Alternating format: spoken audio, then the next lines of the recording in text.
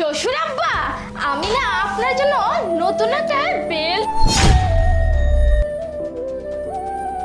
কিরে, কোথায় যাচ্ছিস এটা নিয়ে? ম্যাডাম, এটা হচ্ছে ওই যে কাপড় চেঞ্জ করার জন্য, এটা আছে না ওইটা, এটা তো একটু নোংরা হয়েছে, ধুয়ে দেওয়া লাগবে, আর একবার ছিঁড়েও গেছে, রিপোও করা লাগবে, এই জন্য নিয়ে যাচ্ছি। আরে দাঁড়া, এটা কোথায় ছিঁড়ে গেছে দেখা দেখি, আর কোথায় নোংরা হয়েছে? না না, এটা তো আমরা ওই দিনকে যখন বেড়াতে গেছি তখন নিয়ে আসছি, আর এটা নোংরা কোথা থেকে হলো?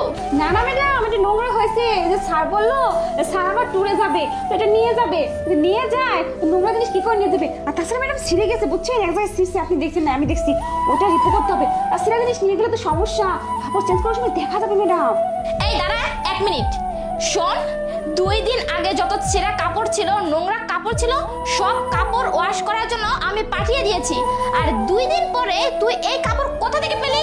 আচ্ছা ঠিক আছে, মেনে নিলাম সেটা তুই পেয়েছিস, কিন্তু সেটা তো তোর দোষ।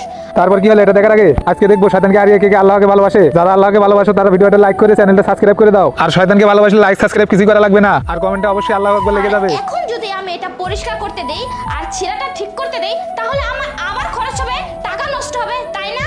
আর তাছাড়া যেহেতু এটা তোর ভুল, তাহলে আমি এক কাজ করি, এখানে যত টাকা খরচ হবে সব টাকা তোর বেতন থেকে আমি কেটে রাখবো।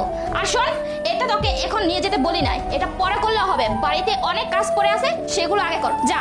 ম্যাডাম, আপনি কি বলছেন? আমি যে সামান্য বেতন পাই, এখন আমার এই একটা ভুলের জন্য আপনি যে বেতন থেকে টাকা কেটে রাখেন, তাহলে আমি কিভাবে সারা মাস? আরে কি ব্যাপার?